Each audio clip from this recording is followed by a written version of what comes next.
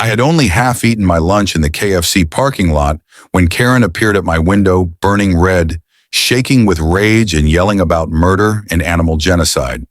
She pounded on the glass, requiring me to stop eating chicken in her neighborhood. Within a few minutes, things took a turn no one could have expected. You see, I work at home as a computer programmer, and sometimes I just have to go out of the house for lunch. That particular Tuesday, I had been craving some fried chicken, so I went to the KFC just beyond our neighborhood. I was sitting in my car enjoying my three-piece meal with extra biscuits when a silver SUV entered the parking space beside mine. I went by it without much attention until I caught sight of who was behind the wheel, Karen Wilkins, the president of our HOA. Before she stepped out of her vehicle, I could see the fury in her eyes from behind her car window. Karen and I had a history. Since I'd moved into Sycamore Estates 6 months prior, she'd made it her business to condemn everything I did. My lawn was an inch too long. My garbage can stayed at the curb 20 minutes past collection time. My mailbox wasn't exactly the color of beige approved in the community bylaws, but this was something different altogether. What do you think you're doing?" she demanded, her voice muffled through my closed window. I wouldn't lower it an inch, still holding my chicken drumstick. "Having lunch," I replied sardonically, though my heart was starting to thud. Something about her tone suggested that this wasn't another whiny neighborhood grievance. "Do you have the slightest idea what you're part of?" She spat, her face now inches from my car window. "That's a slaughtered animal you're eating, a sentient creature that craved to live." I blinked, truly bewildered. "Karen, I'm just having lunch in a KFC parking lot. This has nothing in the world to do with the HOA.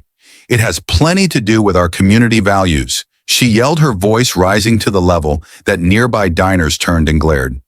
"I've been trying for months to make Sycamore Estates a place without cruelty, and here you are, one of our own individuals, defending this slaughterhouse." Now, I have to say, Karen had indeed been on some sort of crusade recently. She'd started by distributing vegetarian cookbooks at the previous community picnic. Then there were flyers about factory farming inserted into everyone's mailboxes. Last month, she attempted to ban outdoor grilling, citing the nauseating aroma of cooking flesh as her reason. The motion was rejected, much to her outspoken outrage at the HOA meeting, but pestering me out in public outside our community borders. This was new territory even for Karen. "Look," I told, trying to keep my voice steady, "I have nothing against your food choices, but you can't decide what other individuals consume, especially not here." I gestured around the KFC parking lot. "We're not even on the grounds owned by the HOA." That really seemed to make her even angrier. "Don't you get it? This affects all of us. You're introducing that death energy back into our community. I watched you exit Sycamore Estates 30 minutes prior. I knew you were doing something wrong, but this..." She pointed at my meal as if I was wielding a weapon. By this point, patrons at the patio tables were openly staring. A couple had their phones out, clearly filming what was quickly becoming a public spectacle. I could feel my face grow hot with embarrassment, but I was not going to let her ridiculous accusations get to me. "I'm going to eat my lunch now," I said firmly, starting to roll up my window. "We can talk about this later if you want, but this isn't the place." That's when things went in a direction I couldn't have predicted. Karen slapped her hand on my window, keeping it from closing. "No, you will not ignore this. Do you know how many chickens die every day for this disgusting establishment? Millions, millions." She was almost screaming now, spit flying from her mouth and onto my window. I set my food down and tried again. "Karen, you need to get away from my car. You're causing a scene and you're blocking me from being able to leave good." She screamed, "Maybe if you can't leave, you'll finally receive the message." She stood right in front of my driver's side door, basically blocking me from being able to open it. "I want you to get out of your car and apologize. Apologize for supporting animal cruelty. Apologize for assaulting our community values." I couldn't believe this was happening while we shared a bucket of chicken in a KFC parking lot during lunch. I weighed my options. I could call the police, but that seemed excessive. I could try to reason it out with her, but she was clearly past reasoning. I could wait her out, but I had a video conference in 45 minutes. While I was deliberating, a KFC employee in a red shirt approached hesitantly. He was young, probably in his early 20s, with a name tag that read, Marcus. "Excuse me, ma'am," he said courteously to Karen. Is everything all right out here? We've received several complaints about yelling. Karen turned to him, her eyes seething. Complaints, complaints. You work for an operation that kills millions of innocent animals, and you're worried about noise complaints. Marcus stepped back, apparently taken aback by this level of outrage. We need to make sure our customers feel at ease and comfortable. Karen laughed a high, manic laugh. What about the chickens' comfort packed into small cages, their entire lives? What about their comfort? I used this distraction to try to open my door, thinking I could slide out and defuse the situation. Big mistake. The moment my door bumped into her, Karen spun around and did something that I still can't believe. She reached through my half-open window, picked up a piece of chicken for my meal, and flung it onto the road.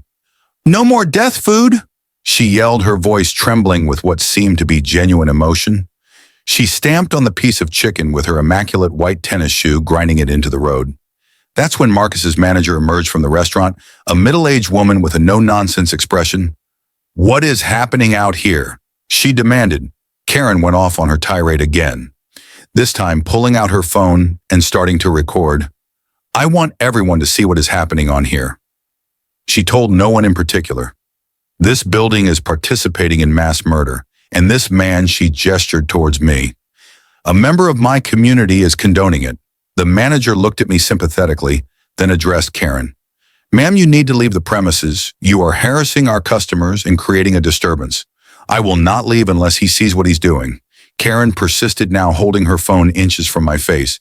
Say it. Say you're contributing to animal genocide. The manager let out a heavy sigh and spoke with a sternness that made me think she'd had to deal with difficult people before I'm calling the police. Go ahead, Karen pushed back. Now videoing the manager, also call them. They need to hear what's happening on here also. The manager went into the store to make the call, and I noticed something troubling. Karen's demeanor had changed. There was a new spark of something nearly triumphant. She was no longer angry. She was doing something for her phone camera. It struck me that this could have been her plan all along, to create a viral moment to attract attention for her cause. Marcus, the young employee, tried again to defuse. Ma'am, please, we don't want any trouble. If you could just... Karen cut him off by physically shoving him aside. Don't touch me, she screamed, although he hadn't touched any move to touch her. I'm being assaulted now. Everyone see this. Marcus stumbled backward, shocked. I wasn't. That push changed everything. What had been merely annoying crossed into potentially illegal territory. Within minutes, we could hear sirens approaching. Karen didn't seem concerned at all. In fact, she appeared energized by the development, still filming and now narrating to her phone. The police are coming to protect the meat industry, she declared dramatically. This is what we're against, people. A system built to defend murderers and shut up those who speak out for the voiceless. Two officers emerged, walking slowly. One was tall with tied-back hair and a bun. The other a middle-aged man with a calm expression. Both wore body cameras on. What's the problem here? The female officer asked, looking at Karen still standing in front of my car and me still behind the wheel. Before I could speak, Karen started explaining, still recording with her phone. Officer, I'm attempting to make this man realize the effects of his actions. He's consuming animal products without any consideration for the male officer, cut in firmly but respectfully. Ma'am, would you please hang up your phone and step away from the car? I have the right to record in public, Karen persisted again, raising her voice. This is a peaceful demonstration. You have the right to film. Yes, the female officer identified, but you can't detain this man from departing or harass clients of this enterprise. Harass, I'm instructing. There's a difference. Karen was becoming increasingly agitated. And who's going to speak on behalf of the animals if not me? The officers exchanged a look that suggested they'd had such experiences previously.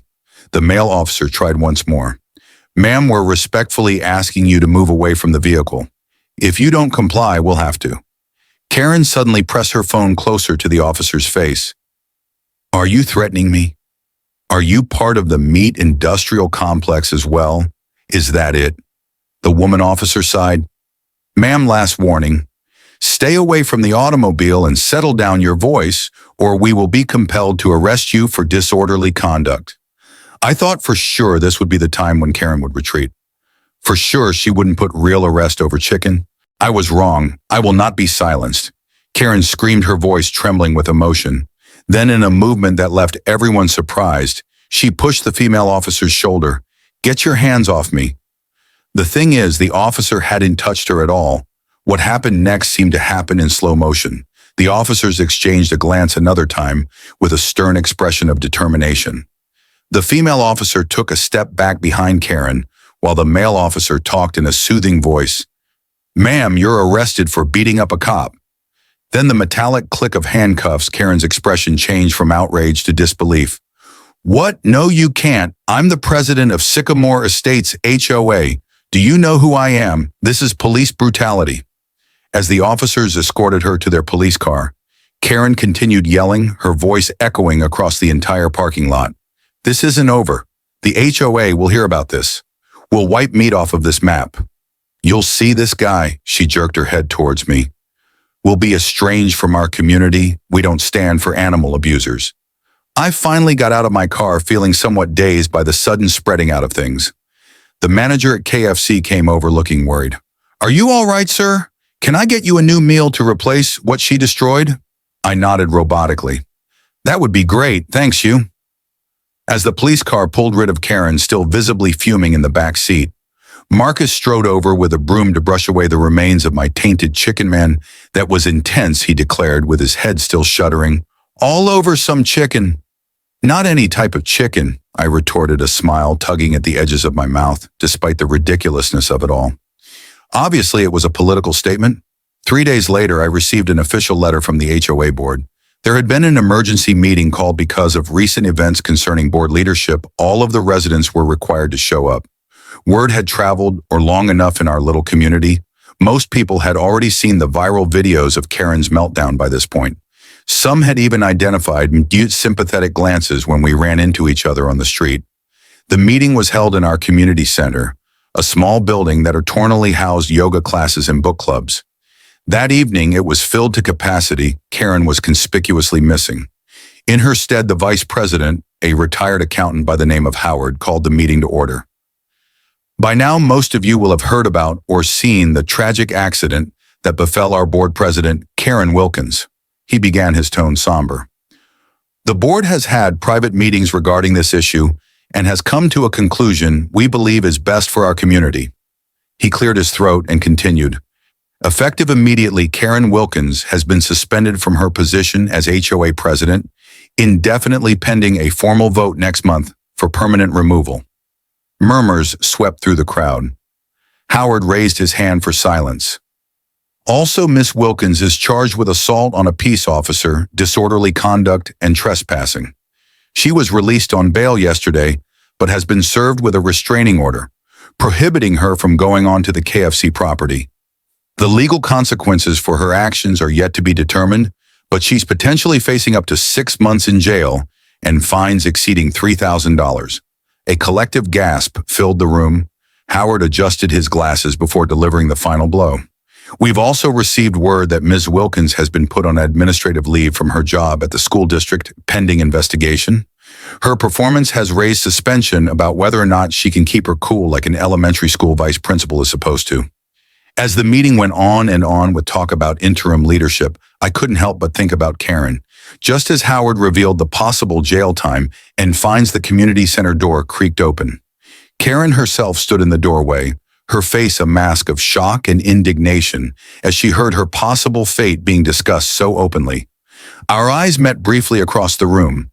In that moment, I saw something I never expected to see from the mighty Karen Wilkins' defeat. Without a word, she stepped back into the doorway and disappeared into the darkness.